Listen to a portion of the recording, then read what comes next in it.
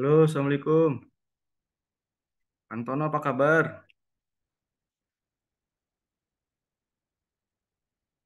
Halo,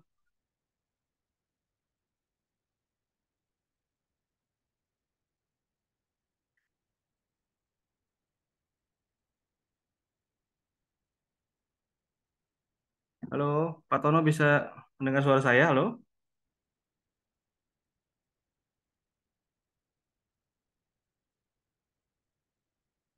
Assalamualaikum Kang Eka. Kang, Kedengaran nggak suaranya?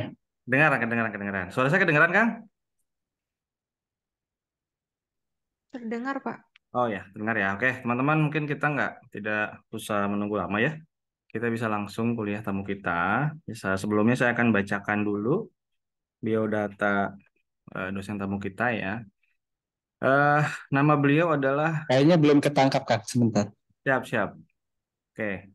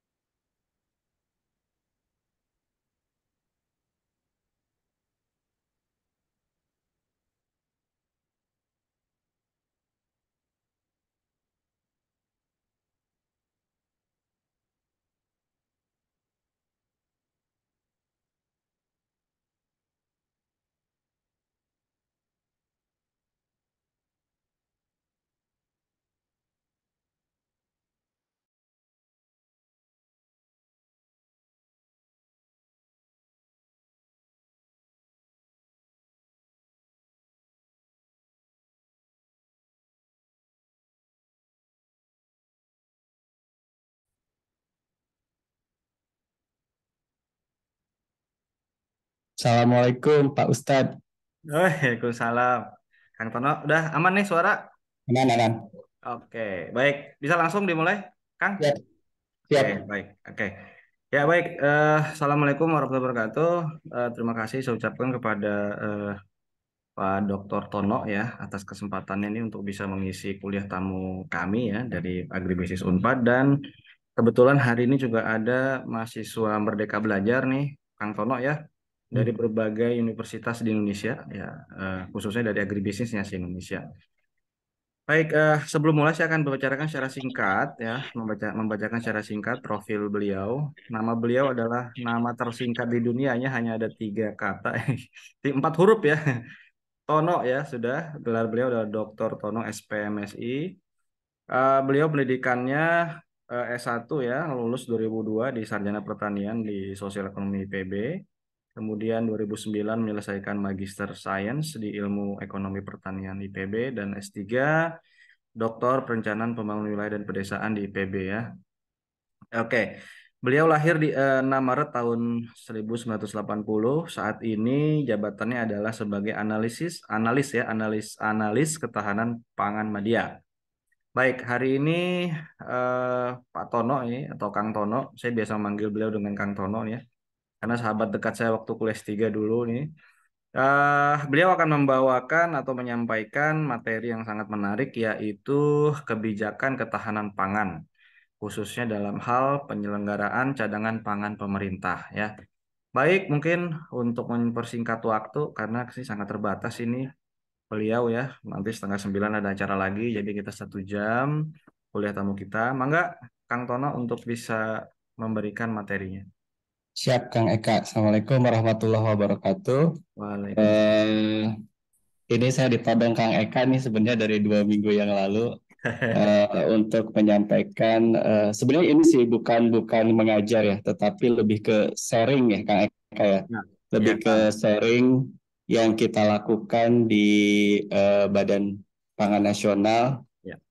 Karena ini lembaga baru, Bapak Ibu, jadi teman-teman semua, jadi ingin sharing apa yang kita kerjakan di Badan Pangan Nasional sebagai institusi baru. Jadi ini baru berdiri, Kang Eka, Oh, baru Kang ya. Siap. baru berdiri 2021 yang lalu. Jadi Hmm. kenapa ini berdiri? Mungkin mana kita ketahui bahwa pangan itu merupakan kebutuhan dasar sehingga memang pemenuhannya itu merupakan hak asasi manusia, tidak dapat dan harus tersedia secara merata. Sebenarnya ini sudah menjadi amanat Undang-Undang Nomor 18 tahun 2012 itu. Sebenarnya lembaga ini pun harusnya mandatnya harus sudah dibentuk maksimum 2 tahun dari ditetapkannya undang-undang. Cuman memang eh, baru terbentuk di 2021 setelah menunggu sekian lama gitu. Nah, Bapak dan Ibu, di dalam undang-undang itu memang ada mandat kita harus mencapai ketahanan pangan, kedaulatan pangan, dan juga kemandirian pangan gitu. Jadi karena mandatnya cukup berat di undang-undang, maka perlu ada satu lembaga gitu yang bisa mengkoordinasikan urusan pangan ini gitu. Apalagi Indonesia apa ya, bervariasi gitu ya, dari mulai ujung Indonesia Barat sampai Timur, karakteristik masyarakatnya berbeda-beda sehingga memang perlu ada lembaga yang mengatur itu.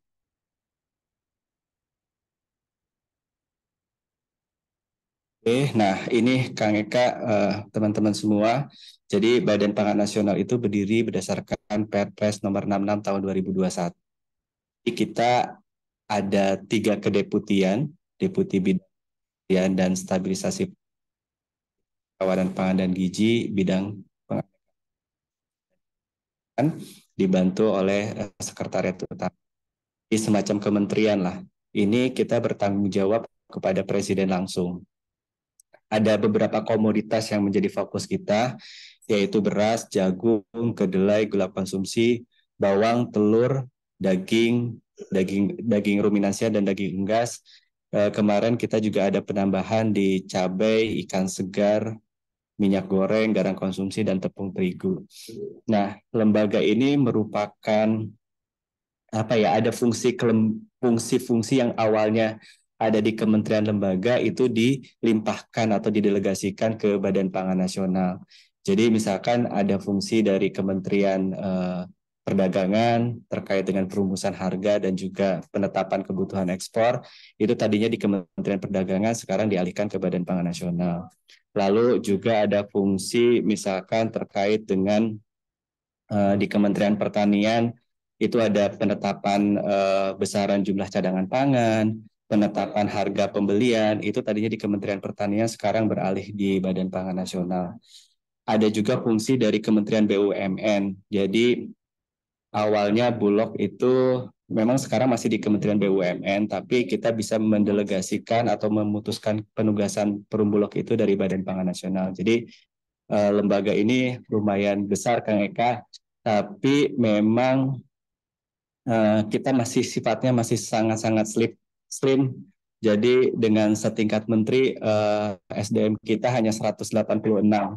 Jadi memang PR-nya besar, tetapi kita berusaha untuk dinamis lah mengikuti perkembangan yang zaman ini. Oke, ini kira-kira tata kelola kebijakan pangan yang kita lakukan. Jadi kita bertanggung jawab kepada Presiden langsung dalam menjalankan tugasnya, koordinasi dengan Kementerian BUMN dan kementerian lain terkait. Lalu juga untuk di bawah di daerah kita berkoordinasi dengan 514 dan 30. Nah, fokus kita sebenarnya ada 6, Kang Eka dan teman-teman semua. Yang pertama adalah kita pengelolaan cadangan pangan. Nanti ini yang akan saya stressing di poin yang pertama ini dulu. Lalu ada stabilisasi pasokan dan harga, penguatan sistem logistik pangan, lalu pengendalian dan pengentasan wilayah rentan rawan pangan, pengembangan penganekaragaman konsumsi, serta yang terakhir adalah penjaminan mutu dan keamanan pangan. Jadi ini adalah ruang lingkup kebijakan pangan yang kita kelola saat ini di Badan Pangan Nasional. Nah, sebelum kita masuk ke poin tadi, cadangan pangan, saya ingin memberikan gambaran kenapa kita butuh instrumen-instrumen tersebut di dalam melakukan intervensi terkait dengan ketahanan pangan. Jadi, Bapak dan Ibu, teman-teman semua, saat ini beberapa negara di dunia sedang menghadapi tantangan krisis pangan itu. Jadi berdasarkan hasil kajian dari Global Report on Food Crisis, ada 53 negara atau kawasan yang menghadapi tantangan krisis pangan. hampir di 10 negara atau kawasan mengalami krisis di mana penduduknya 70% warganya itu kekurangan pangan. Nah, FAO juga memprediksi kalau kita nggak mau krisis nih, kita perlu peningkatan produksi setidaknya 70%. Nah, dengan kondisi-kondisi ini tentu kita semua harus prepare gitu ya, harus waspada dan juga harus menyiapkan hal-hal yang terkait dengan pemenuhan kebutuhan pangan di suatu wilayah. Karena kan kalau banyak kasus di berbagai negara bahwa mati hidupnya suatu bangsa itu ditentukan oleh pangannya gitu. Kalau pangannya tidak terpenuhi, ada kemungkinan juga negara tersebut bisa aja kolaps gitu. Ini banyak kasus di negara-negara yang kolaps itu karena tidak dapat memenuhi kebutuhan pangannya. Saat ini juga kita dihadapkan pada inflasi, Bapak dan Ibu, teman-teman semua. Aduh, saya kebiasaan Bapak dan Ibu nih, mohon maaf. Wah, banyak negara-negara saat ini juga dihadapi oleh tantangan atau resesi gitu. Alhamdulillah Indonesia secara inflasi masih tergolong low jika hasil prediksi global yang menurut Bloomberg, di mana saat ini posisi inflasi Indonesia berada di 4,97. Jadi inflasi ini sangat berpengaruh terhadap aksesibilitas masyarakat di dalam mendapatkan barang-barang termasuk juga kebutuhan pangan di dalamnya. Ini posisi kemarin, alhamdulillah sih di Lebaran angkanya inflasi kita turun dari 4,97 menjadi 4,33. Target kita sebenarnya 3 plus minus 1 gitu. Jadi 4 dan 2 gitu. 3 plus minus 1. Kita ada di posisi 4,33. Cuman akhir-akhir minggu ini memang harga pangan juga mengalami peningkatan. Kalau kita lihat berdasarkan informasi dari Badan Pusat Statistik, inflasi kita yang masih menjumbang lumayan tinggi, itu yang pertama dari makanan minuman, lalu yang kedua perumahan, air, listrik, dan bahan bakar rumah tangga. Jadi ini concernnya kami di Badan Pangan Nasional, kita hampir setiap minggu, Senin itu semua pimpinan daerah dipimpin oleh Mendagri mengadakan rapat pengendalian inflasi. Salah satu yang kita kontrol adalah makanan dan minuman ini. Ini posisi kita di internasional juga saya sampaikan sedikit. Posisi kita juga dibandingkan negara-negara yang lain, urutannya masih di 63 dari Global Food Security Index dari 113 negara yang dilihat perkembangannya. Nah, memang kita masih sangat lemah di dalam kualitas konsumsi yang rankingnya masih 78 dan juga pemanfaatan natural resources and resilience itu 86. Natural resources ini juga termasuk bagaimana kesiapsiagaan kita terhadap bencana, terus juga pencemaran lingkungan dan lain sebagainya. Jadi itu kita masih relatif rendah dibandingkan juga dengan negara-negara yang lain. Nah, di satu sisi kita juga dihadapkan oleh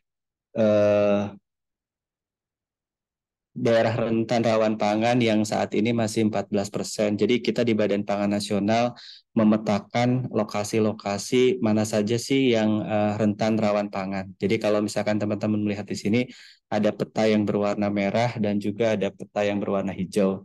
Jadi dia semakin merah, dia semakin rentan terhadap kerawanan pangan, semakin hijau dia semakin tahan. Jadi bisa dilihat bahwa Indonesia Timur saat ini eh, secara ketahanan itu masih relatif lebih rendah dibandingkan Indonesia Barat.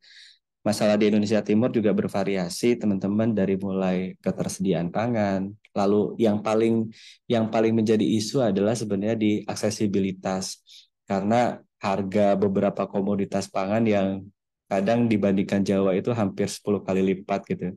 Lalu juga masalah pemanfaatan di masalah sanitasi, masalah pendidikan itu juga menjadi concern. Jadi kita di ketahanan pangan itu tidak hanya bicara masalah produksi, tetapi lebih dari itu kita juga melihat dari daya beli masyarakat dan juga dari pemanfaatan atau food intake dari masyarakat itu sendiri yang dipengaruhi oleh tadi pendidikan, pola asuh, terus masalah sanitasi, itu juga kita perhitungkan. Jadi memang di 76 kabupaten yang merah itu banyak disebabkan oleh tadi produksi, balita stunting yang tinggi, sanitas dan juga kemiskinan yang tinggi. Kita ada target penurunan sebenarnya di 2024, pengennya yang merah-merah itu hanya tinggal 12%. Saat ini di 2022 posisinya masih 14%. Kita juga memetakan atau meranking indeks ketahanan pangan. Jadi kita memetakan provinsi di Indonesia itu yang paling bagus indeks ketahanan pangannya itu adalah Provinsi Bali, sedangkan yang terendah adalah Papua. Kita juga memetakan 514 kabupaten kota, yang tertinggi itu di Tabanan, Badung, Gianyar, sementara yang di tingkat kota itu di Kota Denpasar, Balikpapan, dan Salatiga. Sebenarnya ini kita memberikan apa ya, semacam apresiasi bagi daerah-daerah nanti yang memang secara indeks ketahanan pangan baik. Tahun ini kami memberikan penghargaan untuk Bali, Jawa Tengah, dan Sulsel karena mereka bisa mendapatkan peringkat IKP yang tinggi. Nah, permasalahan berikutnya teman-teman, kita juga saat ini masih dihadapkan oleh angka prevalence of undernourishment yang masih relatif tinggi dan angkanya setelah pandemi mengalami tren peningkatan. Apa itu POU? POU ini adalah kekurangan energi, eh, sesuai dengan standar minimum. Misalkan saya nih, energi ideal yang diperlukan oleh tubuh itu 2000, misalkan 2100 gitu. Nah, yang POU itu berarti dia yang konsumsi energinya itu kurang dari 70%-nya. Itu masing-masing beda sebenarnya. Balita berbeda standar minimum energinya, terus juga perempuan, laki-laki juga berbeda. Jadi ternyata di Indonesia ini saat ini masih ada 10,21% dan trennya mengalami peningkat setelah pandemi. Padahal target RPJMN kita di 2022 ini pengennya 5,5% Kang Eka, tetapi dan target SDGs malahan 0%. Tapi ini yang menjadi tantangan kita semua, memang berat untuk bisa menurunkan angka POU ini. Oke, ini selanjutnya di samping kita melihat barang itu, kita juga melihat pola pangan. Jadi permasalahan berikutnya yang dihadapi oleh bangsa kita adalah pola konsumsi kita masih belum beragam gitu. Jadi masih didominasi oleh padi-padian. Ini yang nasional, alhamdulillah tahun ini bisa mencapai target RPJM. Di banyak daerah yang angka PPH-nya itu atau keberagamannya itu masih di bawah 90%, bahkan ada yang beberapa wilayah itu masih 80%. Jadi supaya bisa hidup sehat aktif itu teman-teman semua harus mengkonsumsi pangan yang beragam, bergizi, seimbang, dan aman gitu. Nah, itu ditunjukkan dari porsi-porsi nih. Mungkin anak kuliahan gitu, dulu saya juga waktu ngekos itu kan porsi terbesarnya di padi-padian ya, berasnya atau nasinya gitu. Nah, sebenarnya untuk konsumsi beras itu harusnya maksimum itu 50%, sedangkan 50%-nya itu terdiri dari sayur, buah, dan yang lain, ikan, dan lain sebagainya gitu. Nah, kita di Badan Pangan Nasional berupaya bagaimana menurunkan konsumsi beras, tetapi meningkatkan sumber-sumber makanan yang lain, baik itu protein maupun mineral dan unsur mikro lainnya. Ini juga menjadi tantangan tersendiri, Kang Eka. Hampir sebagian besar wilayah di kita masih menghadapi konsumsi pangan yang tidak beragam. Mungkin itu juga yang menimbulkan penyakit-penyakit yang saat ini banyak, misalkan diabetes dan lain sebagainya. Salah satunya adalah karena konsumsi karbohidrat kita atau yang glukosa kita masih relatif tinggi. Ketersediaan kita sebenarnya sudah mandiri ya dalam beberapa produk, tetapi memang ada beberapa produk yang masih harus kita impor seperti kedelai, daging lembu, dan juga gula konsumsi. Ini juga yang menjadi fokus kita, termasuk saat ini yang sedang ramai, Kang Eka, bawang putih. Ini juga kita sangat tergantung dari pasaran luar. Ada produksi dalam negeri, namun memang secara secara pemenuhan itu sebagian besar masih dipenuhi oleh impor.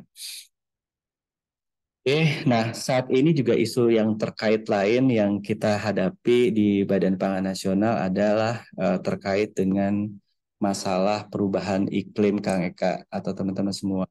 Jadi, kita saat ini dihadapi oleh perubahan iklim yang lebih kering dari biasanya atau El Nino. Jadi memang BMKG memprediksi untuk 2023 ini di semester kedua itu kita akan menghadapi curah hujan yang sifatnya lebih kering dibandingkan bulan sama di tahun sebelumnya karena kita ada pengaruh dari El Nino. Jadi memang di beberapa wilayah seperti ditunjukkan ini yang berwarna coklat itu secara curah hujan itu relatif rendah. Ini juga menjadi tantangan kita semua untuk bisa prepare terhadap kesiapsiagaan yang mungkin krisis yang mungkin terjadi di beberapa wilayah karena kekurangan air dan juga penurunan produksi.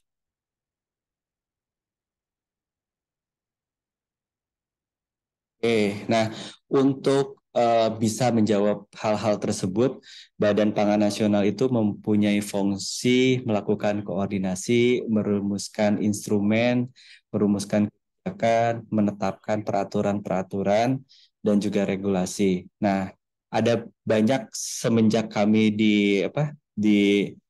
dibentuk dari 2021 ini ada sekitar eh, 2022 kita menghasilkan sebanyak 18 peraturan, di 2023 menghasilkan 11 peraturan.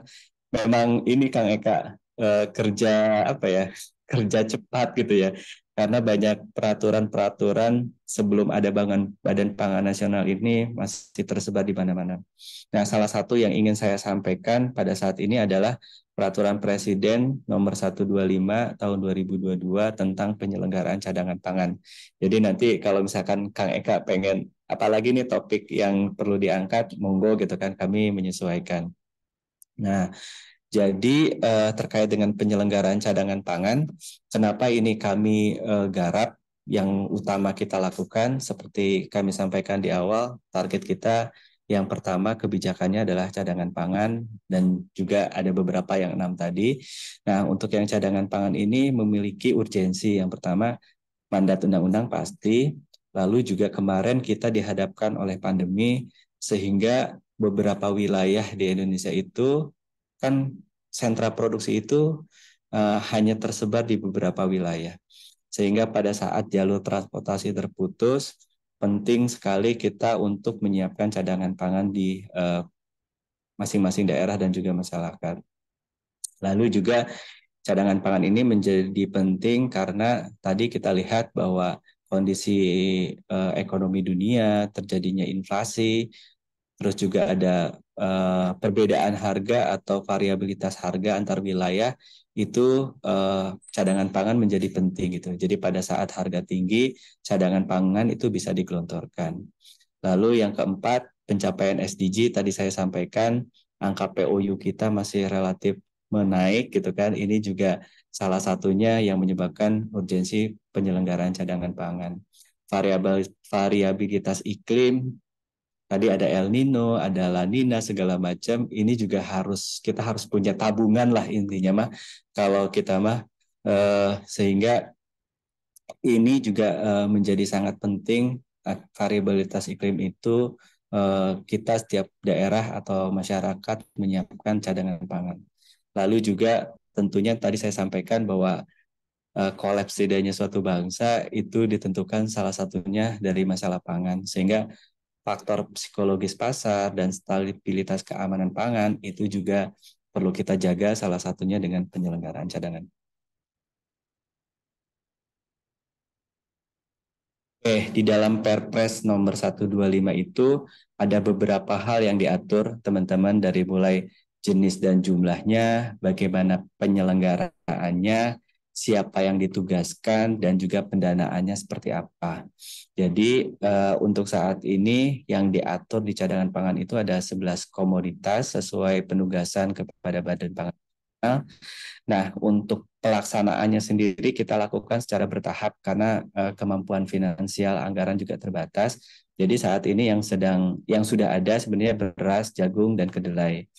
Terus untuk yang komoditas berikutnya itu akan diatur lebih lanjut. Bagaimana pengadaannya? CPP ini fokus utamanya diadakan atau disediakan oleh produksi dalam negeri itu. Tetapi mungkin ada saat-saat tertentu yang produksi kita tidak bisa terpenuhi, itu bisa dilakukan melalui impor. Nah, penyalurannya untuk apa? Ada dua sebenarnya, teman-teman. Yang pertama untuk menanggulangi dan juga untuk antisipasi.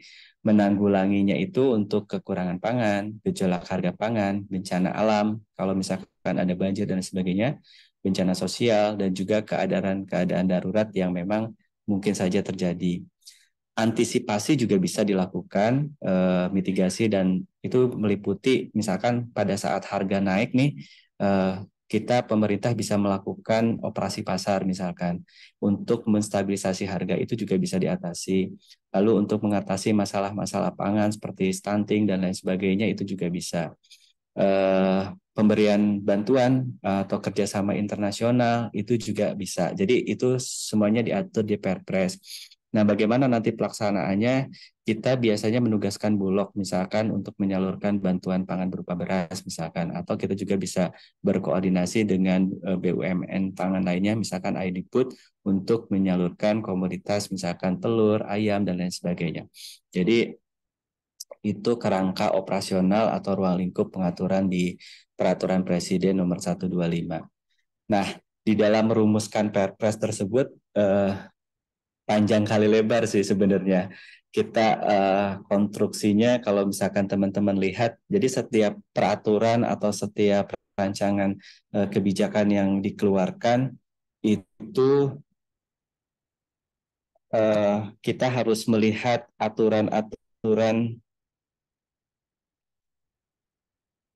peraturan-peraturan yang ada di atasnya gitu. Paling tidak untuk pengaturan Perpres 125 itu kita rujukannya ada pertama Undang-Undang Nomor 19 Tahun 2023 tentang BUMN, ini yang mewadahi Bulog. PP-nya ada PP 13 tahun 2016 dan juga Perpres 48 tahun 2016. Itu tata kelola atau siapa instansi yang akan ditugaskan. Lalu juga di sebelah kanan ada aturan-aturan rujukannya, Undang-Undang Nomor 18 Tahun 2012, Undang-Undang Nomor 11 tentang Cipta Kerja, PP Nomor 17, dan Perpres 66. Jadi untuk menghasilkan satu Perpres itu kita harus merujuk aturan-aturan di atasnya atau aturan-aturan yang sudah ada. Di samping itu di sebelah kiri juga ada regulasi terkait CPP dan Bulog, itu dari mulai peraturan menteri dan lain sebagainya, dan juga peraturan pendukung nomor Undang-Undang nomor 7 tentang perdagangan, PP nomor 71 tahun 2015 tentang penetapan dan penyimpangan barang kebutuhan pokok. Jadi untuk jadi Perpres ini menimbangnya banyak, itu menimbang dalam artian hukum-hukum yang di atasnya. Nah, tadi saya sampaikan di Perpres tadi yang diatur ada dari mulai perencanaan, pengadaan, pengelolaan, penyaluran, dan penugasan. Nah, biasanya dari Perpres ini untuk operasional detailnya nih, step-stepnya apa, itu kita ada rancangan perbadan atau rancangan di peraturan menterinya lah atau perbadan itu. Jadi untuk operasional teknisnya kita atur lebih lanjut di Perbadan. Oke, ini tata kelola cadangan pangan. Tadi yang saya panjang lebar, jadi dari mulai pengadaannya dari sumber daya di dalam negeri, kalau misalnya itu nanti bisa impor, terus yang ditaruhnya di mana pengadaannya itu dilakukan oleh Bulog atau ID Food BUMN Pangan. Nah, saat ini yang sudah dikelola adalah beras, jagung, kedelai. Nanti untuk komoditas yang lain itu ada skema bisnis to bisnis dengan Bulog dan ID Food. Terus penyalurannya ini juga tergambar di sini dari mulai untuk keperluan penugasan tadi, untuk kekurangan, gejolak harga, bencana, kedaruratan, bantuan pangan luar negeri dan lain-lainnya, dan juga untuk keperluan-keperluan lainnya. Penerima manfaatnya siapa? Itu ada keluarga penerima manfaat, keluarga miskin, bisa aja pelaku usaha, peternak, dan lain sebagainya. Outcome-nya dengan adanya cadangan pangan, kita pengen stabilisasi harga pangannya itu dapat terjaga, inflasinya bisa terkendali, petani dan masyarakat produsennya itu sejahtera, ada keberlanjutan usaha dari para pelaku usaha, dan tentunya kasus-kasus yang tadi seperti POU, stunting, daerah rentan rawan pangan bisa diatasi. Nah, cadangan pangan nasional sendiri sebenarnya teman-teman itu ada 3 macam gitu. Jadi ada cadangan pangan pemerintah di pusat, lalu ada cadangan pangan pemerintah daerah. Cadangan pangan pemerintah daerah itu ada 3, pemerintah provinsi, cadangan pangan pemerintah daerah kabupaten kota, dan cadangan pangan pemerintah desa. Satu lagi yang tidak kalah penting adalah cadangan pangan masyarakat. Jadi jadi ruang lingkup cadangan pangan nasional itu ada 3, pemerintah daerah, dan satu lagi masyarakat. Nah, masing-masing stakeholder ini kita ada jatah nih gitu kan. Ada rumusnya sendiri. Berapa sih cadangan pangan di provinsi yang idealnya dengan mempertimbangkan kebutuhan dan jumlah penduduk, bagaimana sih berapa banyak di level kabupaten gitu. Sehingga pada saat tadi terjadi krisis, terjadi kenaikan harga, cadangan pangan itu bisa meredam gejolak-gejolak yang terjadi. Ini aturan-aturan di CPP di daerah, saya rasa mirip dengan sebelumnya. Kalau tadi nasional undang-undang rujukannya, yang daerah juga sebagian juga ada dari undang-undang, ada juga yang dari PP. Nah, bagaimana pemanfaatannya teman-teman?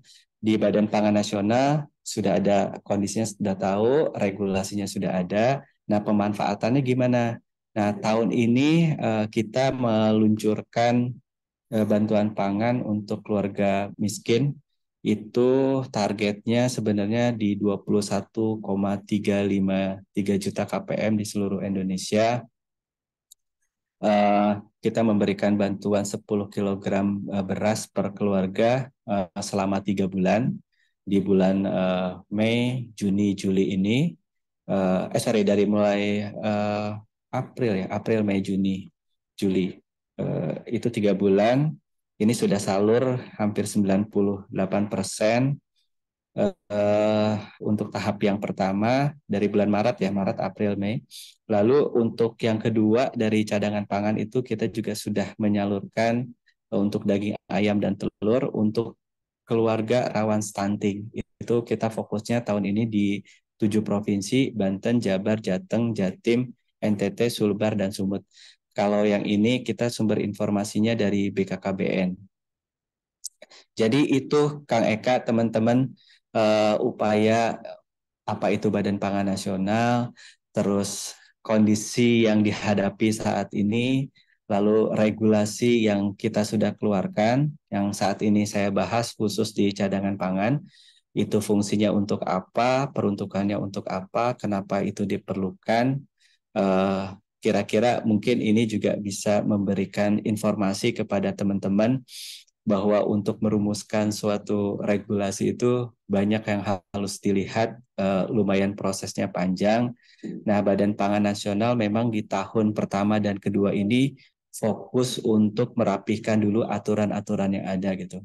Kemarin terakhir kita juga mengeluarkan peraturan badan terkait dengan harga acuan pembelian pemerintah dan juga harga eceran tertinggi gitu. Bagaimana kita menciptakan harga yang ideal, bukan ideal ya, yang baik di tingkat produsen maupun kita menjaga harga di tingkat konsumen supaya terjangkau. Mungkin itu Kang Eka, hal-hal yang bisa saya sampaikan. Terima kasih, jika ada pertanyaan monggo. Ya, hatur nuhun Kang Tono, luar biasa ya. Ini info bagus nih buat teman-teman nih yang mengambil mata kuliah pembangunan pertanian berkelanjutan dan politik pertanian ya. Oke, tadi kita sudah dapatkan banyak materi ya terkait dengan cadangan pangan ya, kondisi pangan secara global maupun nasional. Sekarang kita ada waktu sekitar 30 menit nih untuk tanya jawab. Silakan teman-teman yang ingin memberikan pertanyaan bisa langsung raise hand ya. Saya buka 3 penanya dulu. Silakan, ada satu nih, Regita ya. Gita, mangga kalau mau nanya silakan. Kalau bisa jawab dijawab, nanti kalau nggak bisa jawab Pak dosen yang jawab, karena saya bukan dosen. Iya, Silakan. siap siap siap Kang Tono. Mangga. Siap Mbak Regita, emang nggak? Baik, sebelumnya terima kasih banyak Pak Eka atas kesempatannya, serta selamat siang kepada Bapak Tono dan teman-teman semua. Sebelumnya perkenalkan, nama saya Regita Febrianti dengan NPM akhir 012. Tadi telah dijelaskan ya Pak mengenai kebijakan ketahanan pangan di mana memiliki berbagai tantangan-tantangan.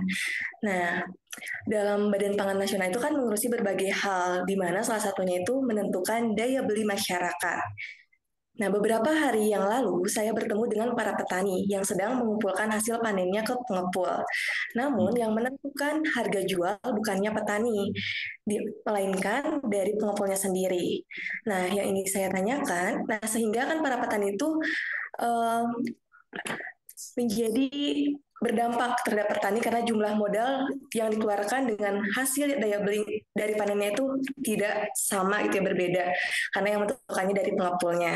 Nah, yang ingin saya tanyakan tuh bagaimana sih langkah strategi dari Badan Pangan Nasional untuk meningkatkan daya beli masyarakat dari antar pelaku rantai pasok dan masyarakatnya tersebut supaya para petani itu dapat lebih maju, sejahtera hingga berkelanjutan agar memiliki stok pangan yang dapat mencapai tujuan pangan nasional. Seperti itu, Bapak. Terima kasih.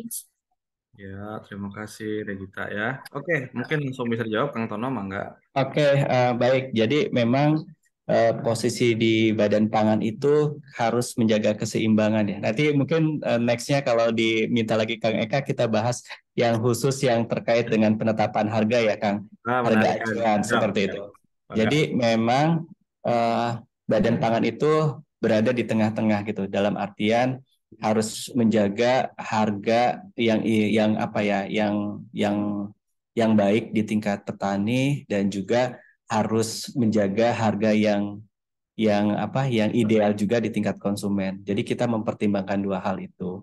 Nah, oleh karena itu kami di Badan Pangan Nasional seperti saya sampaikan tadi eh, kita menyusun merekonstruksi harga acuan pembelian, Mbak. Jadi pada saat kapan sih berapa harganya eh, yang petani masih tetap untung. Karena kan slogan kita gini, petani sejahtera, pedagang untung, masyarakat tersenyum gitu kan. Masyarakat juga itu kita yang kita jaga keseimbangan itu. Jadi yang kita lakukan kemarin di awal pendiriannya, Badan Pangan melihat bahwa harga yang diterima petani itu masih belum ideal lah seperti itu. Secara hitung-hitungan produksi dan lain sebagainya. Oleh karena itu kita coba melakukan revisi harga acuan pembelian pemerintah. Termasuk juga salah satunya beras gitu atau padi. Jadi kita membagi 3 zonasi untuk bisa idealnya itu yang harus dibeli atau didapatkan oleh pemerintah oleh petani itu berapa. Nah, jika terjadi penurunan harga atau uh, jika terjadi harga di bawah harga acuan pembelian, kami menugaskan perumbulok untuk membeli atau menyerap gabah atau beras dari tingkat petani tersebut dengan harga acuan tersebut. Jadi seperti itu. Nah, beras yang dibeli atau gabah yang dibeli itu atau apapun misalkan daging ayam, telur segala macam itu selanjutnya yang akan kita tarik untuk penyaluran bantuan pangan gitu, untuk cadangan pangan gitu. Jadi kita mekanisme seperti itu. Jadi jika ada harga yang turun atau jatuh, kita menugaskan BUMN pangan untuk membeli produk-produk petani tersebut. Lalu kita sebagai apa ya keluarannya kita salurkan kepada masyarakat yang memang saat ini masih perlu bantuan, keluarga keluarga miskin, keluarga stunting dan lain sebagainya.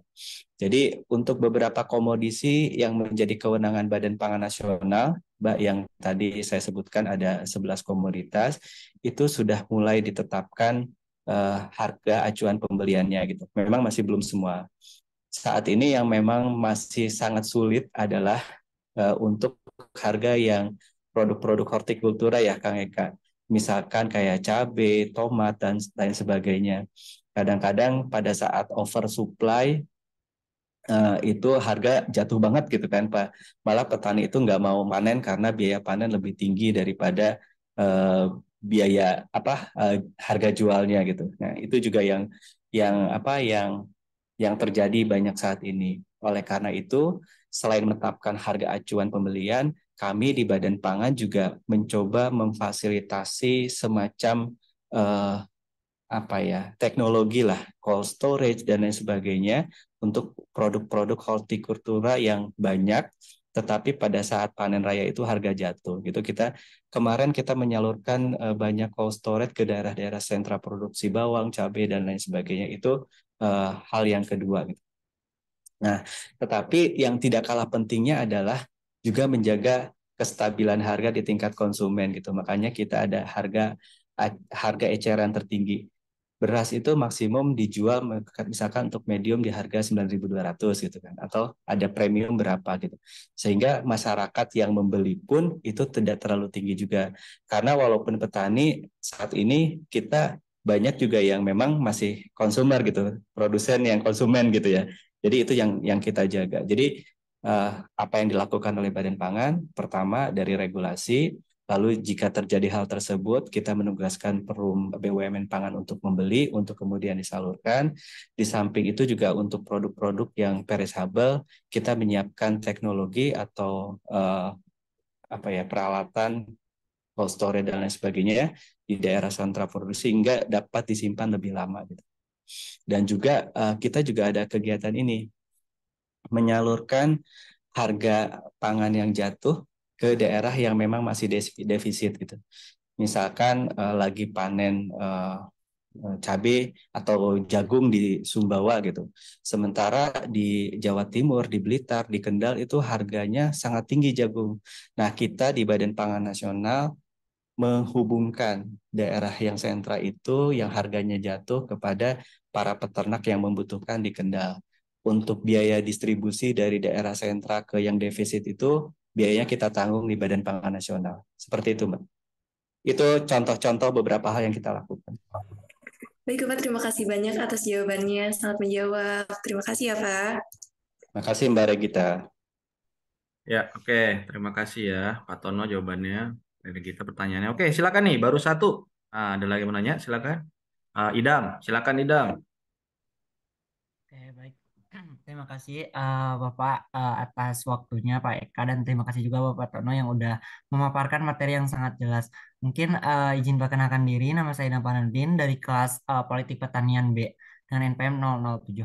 Nah, mungkin di sini saya izin bertanya kepada Bapak Tono yang udah tadi dijelasin beberapa strategi yang dilakukan oleh Badan Pangan Nasional terkait kayak untuk menahan kemiskinan terus untuk mempersiapkan apa si pangannya ini tuh biar terpenuhi gitu. Nah, ada beberapa daerah seperti tadi khususnya yang untuk mengatasi stunting itu ya Pak. Tadi saya ingat gitu ya. Nah, untuk beberapa daerah tuh kayak seperti Jawa Barat, Jawa Timur dan Nusa Tenggara dan sebagainya gitu ya Pak.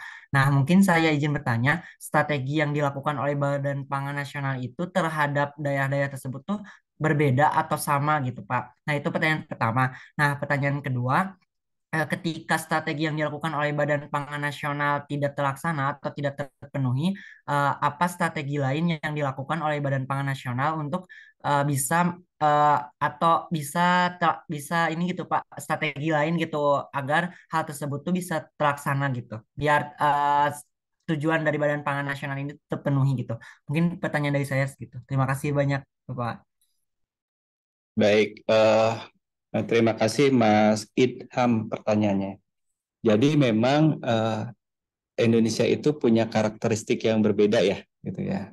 Misalkan Papua karakteristik masyarakatnya berbeda, pola konsumsinya berbeda, lalu juga misalkan Jawa itu berbeda pola konsumsinya dibandingkan dengan NTT dan lain sebagainya. Gitu. Nah, memang idealnya untuk melaksanakan suatu kebijakan itu kita juga perlu memperhatikan apa ya, kearifan lokal yang ada gitu. Jadi memang beberapa wilayah untuk cadangan pangan pemerintahnya mereka tidak mencadangkan beras gitu, tapi mencadangkan misalkan produk yang lain, misalkan sagu, jagung dan lain sebagainya. Jadi untuk cadangan pangan pemerintah daerah itu kita berikan kebebasan yang menjadi sumber pangan utama atau sumber pangan yang biasa dikonsumsi oleh masyarakat. Itu kita diberikan kebebasan. Nah, cuman memang untuk yang nasional yang dikelola oleh Badan Pangan, kita harus berlaku yang sebagian besar dikonsumsi oleh masyarakat Indonesia ya Mas ya. Dalam hal ini memang beras masih menjadi fokus karena hampir 90% warga Indonesia itu konsumsinya masih tergantung dengan beras. Jadi untuk saat ini Badan Pangan Nasional fokus di beras dan juga komoditas yang tadi yang 11 menjadi concern di Badan Pangan Nasional. Tapi tidak menutup kemungkinan bagi daerah yang ingin menyiapkan mengalokasikan cadangan pangan atau bantuan apapun ke masyarakat dengan memperhatikan sumber daya pangan lokal itu sangat-sangat kita dorong. Nah, jika tadi pertanyaannya tidak bisa diatasi, memang Badan Pangan tidak bisa bekerja sendiri, Mas, gitu kan, karena kita lembaga kecil sebenarnya, APBN-nya juga sangat terbatas. Oleh karena itu, fungsi yang utama di Badan Pangan Nasional itu bersifat koordinatif gitu. Jadi, misalkan untuk penanganan stunting, sebenarnya ada kan tim penanganan stunting itu yang di-lead oleh BKKBN misalkan, atau juga untuk penanganan kemiskinan ekstrim itu misalkan oleh Kemenko PMK gitu kan. Jadi memang kita harus koordinatif siapa mengerjakan apa gitu. Yang dilakukan Badan Pangan Nasional saat ini adalah mengisi kekosongan-kekosongan yang masih memang belum tercover gitu Mas. Jadi kayak gini, di Badan Pangan misalkan ada sekarang program generasi emas misalkan. Kenapa? Itu berupa pemberian makanan tambahan untuk anak-anak sekolah. Nah, kenapa itu kita masuk di situ? Karena memang Kementerian Kesehatan intervensinya itu yang dilakukan itu hanya kepada golongan tertentu, misalkan balita yang memang sudah stunting, itu baru diintervensi oleh Kementerian Kesehatan. Atau misalkan para orang tua manula dan lain sebagainya itu menjadi fokus. Nah, sementara anak-anak sekolah SD terus TK itu belum tercover gitu, sehingga padahal itu pada golongan itu juga resiko konsumsi energi dan proteinnya masih relatif tinggi itu sangat-sangat besar gitu, sehingga Badan Pangan Nasional masuk di situ. Itu yang pertama misalkan. Lalu kita kedua misalkan kita tahu nih untuk beberapa wilayah di Indonesia masalahnya itu karena bukan masalah ketersediaan pangan, tapi berupa fasilitas dasar, misalkan masalah sanitasi, akses jalan, dan sebagainya. Itu bukan di domainnya kami di Badan Pangan, tetapi kami memberikan informasi, merekomendasikan kepada Kementerian PU untuk bisa masuk di situ gitu loh Mas. Jadi bisa masuk di situ memperbaiki masalah airnya, masalah sanitasi dasarnya, lalu juga misalkan ada beberapa daerah yang masalahnya itu adalah di pendidikan ibu misalkan, di pendidikan wanita. Oleh karena itu rekomendasinya yang kita bisa sampaikan kepada Kementerian KL terkait, misalkan Kementerian Pendidikan, bagaimana muatan-muatan terkait dengan makanan yang beragam bergizi seimbang itu bisa masuk ke dalam kurikulum. Jadi kita di Badan Pangan Nasional nggak bisa kerja sendiri, sifatnya koordinatif, termasuk juga dengan para asosiasi, para penggiat pangan, para LSM, para pemerintah daerah, ormas, kita libatkan semua gitu. Jadi kayak misalkan yang melibatkan LSM adalah kita saat ini di Badan Pangan juga ada gerakan selamatkan pangan misalkan. Ternyata banyak nih barang-barang di supermarket itu yang hampir kadaluarsa, yang misalkan 6 bulan, tetapi itu banyak yang yang tidak dimanfaatkan dan itu jumlahnya lumayan besar.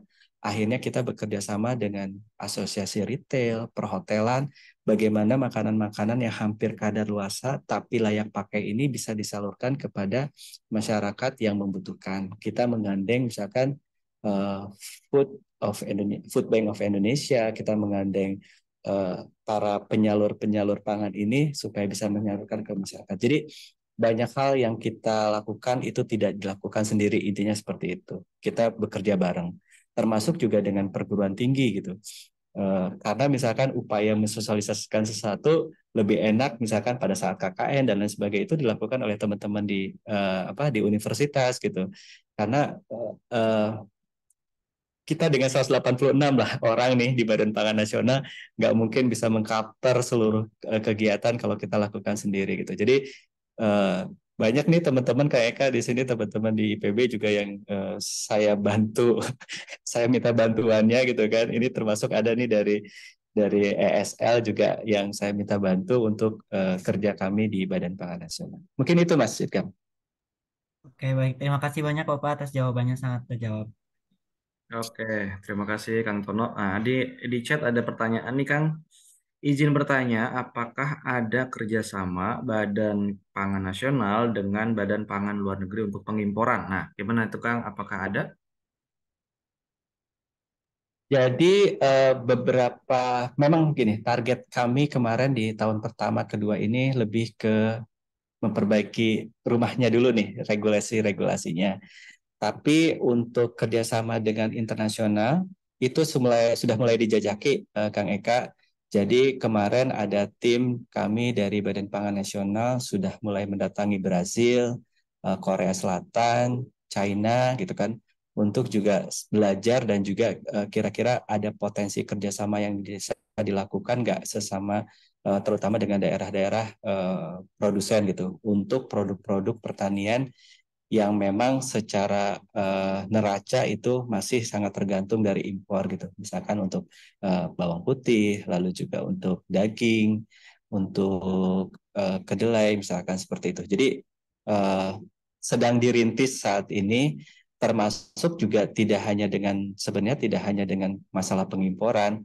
Kita juga saat ini sudah melakukan kolaborasi juga dengan organisasi internasional, misalkan yang saat ini kita lakukan dengan WFP. Nah, hari ini juga kita sedang akan bertemu dengan IFAD, bagaimana menyusun program penanganan atau peningkatan ketahanan pangan di wilayah di Indonesia. Ini seperti itu kan. Siap, oke. Ini waktunya ada 5 menit lagi nih. Silakan, saya berikan kesempatan satu orang lagi ya untuk memberikan pertanyaan. Oke, Rini ya. Silakan Rini. Baik Pak, terima kasih atas kesempatannya. Sebelumnya saya izin off cam. Jadi pertanyaannya adalah, tadi kan disebutkan menurut BMKG itu ada perubahan iklim yaitu El Nino atau musim hujan yang lebih kering. Nah, ada nggak sih Pak pencegahan di awal atau langkah-langkah awal um, um, selain dari solusi di akhir dari badan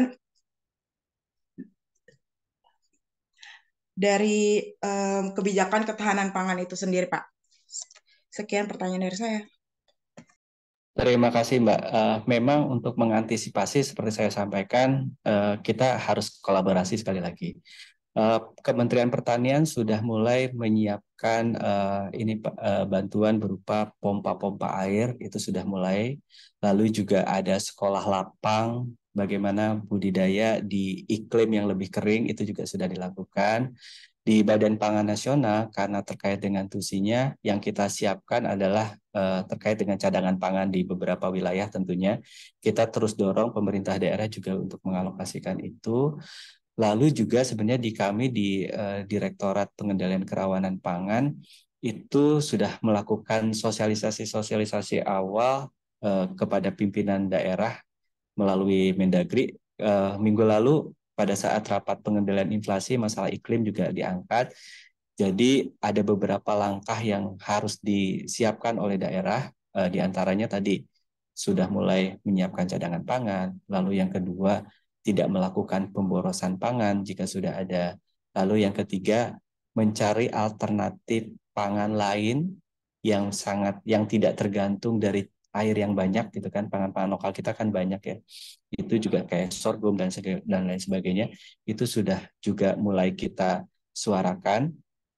Termasuk juga kita berkoordinasi dengan BNPB, karena jika saat terjadi kekurangan air nih, misalkan seperti di Situbondo, daerah Banyuwangi, yang pertama turun adalah dari Badan Nasional atau Badan Penanggulangan Bencana di daerah. Jadi beberapa daerah sudah dibantu untuk menyalurkan. Jadi sekali lagi tidak bisa bekerja sendiri, termasuk juga pemerintah daerah juga harus waspada. Kami di pusat mencoba mengalokasikan tadi ya cadangan pangan jika memang terjadi. Jadi ada dua ya, ada upaya mitigasi dan juga penanganan nanti ke depan. Semuanya kita coba gerakan itu, mitigasinya kita siapkan, lalu juga penanganannya juga coba kita siapkan. Mungkin itu Kang Eka. Oke, siap. Satu nuhun Kang Tono ya atas jawabannya. Ini ada 1 menit. Nah, barangkali ada yang mau bertanya lagi, 1 orang lagi, boleh. Sebelum kita tutup nih kuliahnya, karena beliau ada kegiatan lagi nih ya. Oke, oke.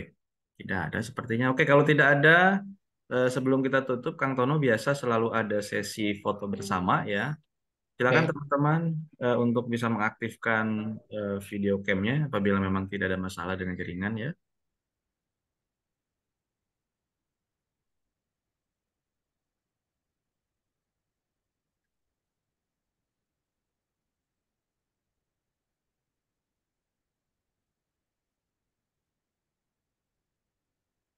Ya, kita masih tunggu nih. Biasa nih Kang Tono mahasiswa kalau pagi-pagi ya, pada mau nyisir Hmm, gitu ya jam segini nih. siap. Oke, Wak. Ini ada salam Pak Tono dari dosen kami yang satu lagi ya. Kami tim dosen ada satu lagi namanya Pak Arif Budiman nih, beliau berhalangan on terus ya karena sedang pemakaman saudaranya ini beliau. Siap, Kang Eka. Atur nuhun. Ya, Terima kasih atas undangannya, terima kasih atas waktu yang diberikannya. teman. Mudah-mudahan nanti ada bisa berkunjung juga ke kantor kami di Badan Pangan Nah, Nasional. itu anak-anak pengen jalan-jalan ke sana Kang sebenarnya. Pulangnya pengen ke Ragunan dia jalan-jalan. Siap, siap, siap. Ya, Idam bisa foto Dam? Bisa, Pak. Idam yang hitung ya, dihitung ya sama Idam ya. Oke, baik siapa. Baik, untuk slide pertama, 1, 2, 3. Oke, untuk slide kedua, 1, 2, 3.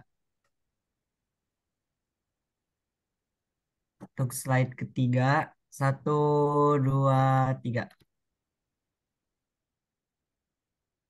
Oke, untuk slide keempat, off cam semua, tapi gak apa-apa. 1, 2, 3. Oke, sudah Bapak. Ya, terima kasih Idam. Hatur nuhun pisan sekali lagi kami ucapkan kepada Kang Tono, ini Kang Dokter Tono ya. Beliau eh, sudah bisa ya memberikan, meluangkan waktu ini buat anak-anak nih Kang ya, yang masih pada Santai. semangat mencari ilmu ya, tak terkecuali terkait kebijakan pertanian. Ya, Siap, Kang Eka. ya, hatur nuhun pisan Kang. Oke, Kita tutup ya. Assalamualaikum. Ya, Waalaikumsalam. Kita tutup pertemuannya dengan ucapan alhamdulillah, alhamdulillahirabbil dan assalamualaikum warahmatullahi wabarakatuh. Waalaikumsalam Waalaikumsalam warahmatullahi Terima warahmatullahi kasih banyak Bapak. wabarakatuh. wabarakatuh. Terima kasih, Pak. Makasih teman-teman semua. Kang Eka izin live ya. Siap, siap, Kang. Mangga, mangga. Ya, Assalamualaikum. Waalaikumsalam. Pak izin live juga Pak. Ya, mangga. Oke, saya tutup juga nih sekalian.